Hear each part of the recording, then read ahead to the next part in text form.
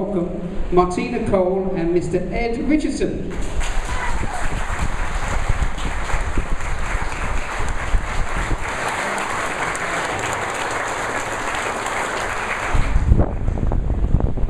The interview, obviously, as you already know, will be carried out under these, and by all accounts, it's been quite special on the radio, and I'm sure you'll enjoy the banter between these two.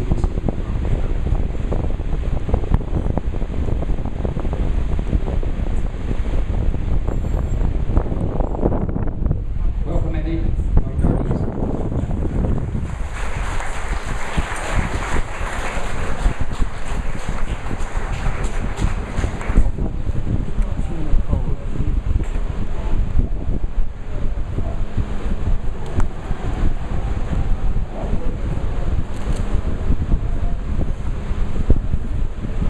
Okay, I first of all want to say a very big thank you to you all for turning up today to the Pia Bella. It's the most fantastic turnout.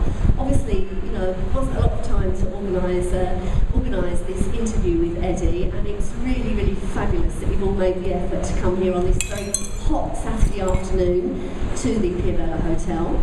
I want to say a big welcome to Eddie Richardson, who needs no real introduction, and a big thank you to you as well, Eddie, for coming here to visit us in Northern Cyprus and giving up your time today to raise money for the 112, which is obviously a very well-deserving cause.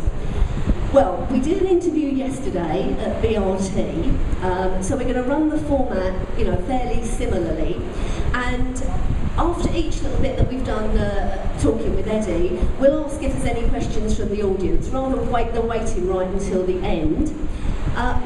So really, you don't want to hear me, you want to hear Eddie, so I'm going to hand over to you, Eddie. Now, you've come a long way from your beginnings to an artist, so I want to ask you, Eddie, where did it all start? Where were you born? I was born in Camberwell, in South London, and brought up in the back streets of South London. And to achieve something in those days, if you was ambitious, there wasn't too many roads open to you. So you got on with what you had, and so I did get into quite a lot of trouble. Yeah. Were you from a really big family, or how was your family? No, I had two brothers. Unfortunately, Keep up close to your mouth. I had two brothers. Unfortunately, one younger brother, died at the age of 17, got drowned in the River Thames, and that was a big loss of the family. My other brother was Charlie, who's older than me, a couple of years older than me, and I also had a sister, which I've still got. And your mum and dad, what did your mum do at that time? Did you live with your nan as well? Yes, I lived with my nan, yes, and my mum, obviously. My father was in the Merchant Navy, so he was away quite a lot, so I was really brought up by my mother and my grandmother.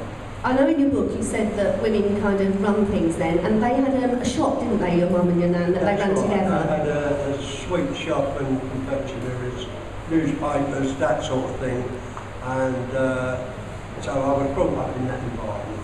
Maybe I've been in business more or less with my life, so maybe that upbringing helped me, being brought up in an atmosphere where you've got to get a pound note. Were you, as you had a shop in the family, were you a bit better off than other people, or were you still fairly poor? This was in the 30s, wasn't it? Probably was a little bit better off than some of the families, yes. Okay, now, you grew up, it was Camberwell, yeah? Yeah. And what was your first job then? You went to school, you left school fairly early, did you? Left school at 15 years and got a job as an apprentice draftsman at Durant and Company, 35 shillings a week. I know you said that you went and did that as a draftsman because the only thing you were really good at school was drawing. Yes, that's right. Looking back, do you wish that you'd paid a bit more attention at school, or do you think you had a better education on the streets? And I know you don't like to look back, but you must do sometimes. Well, it's history, isn't it? What happened and what didn't happen, you know, and no doubt we'll be explaining some of that later to the audience. Thank you very much for everyone coming. I'm surprised that it's such a big turnout. So thank you very much for everything. And it is for a good cause, a hospital, a local hospital. Yeah, so, I want to... I know that. Okay, Yeah. now, you were married and you had 2 children. Yeah. And you did say that, you know, you were probably a better father than you were a husband, really. And your 2 daughters, one of your daughters went to the Royal Ballet, was a ballerina. Yes. And your other daughter is a pharmacist. My eldest daughter got an honours degree at London University. Although I've not been the best husband, I was a good provider. So they didn't have a shortage of money, so they had special lessons, this and that. And so my eldest daughter got an honours degree at London University, and my younger daughter, all she wanted to do was dance, and she was successful getting into the Royal Ballet School, and then from there she went to the Scottish Ballet, took a place there, and then she finished up at the Royal Ballet, where she danced for about 9 years all around the world. Now, most